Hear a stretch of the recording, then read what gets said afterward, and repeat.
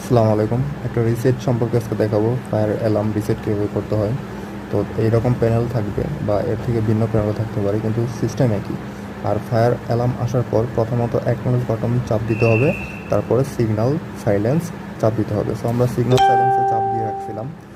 তারপরে এইখানে দেখেন লাল বাতি কিন্তু আছে, মানে রিসেটটা আমার দিতে হবে কারণ অ্যালার্মটা রয়ে গেছে। তো এখন আমি কি করব, দেখেন এখানে কিন্তু মনিটর সব কিছু দেখায়। দেখানোর পর আপনি বুঝতে পারবেন যে কোথায় অ্যালার্মটা আসছে। এখানে যে আপনি পর্যবেক্ষণ করার পরে আইসা তারপরে আপনি সব কিছু ওকে থাকার পরে আপনি রিসেট দিবেন। তো আমি সিস্টেম রিসেটে ক্লিক করছি। সিস্টেম রিসেটে ক্লিক করার পরে একটা ওয়ার্নিং আসছে, ওয়ার্নিংটা সাইলেন্ট করে দিলাম।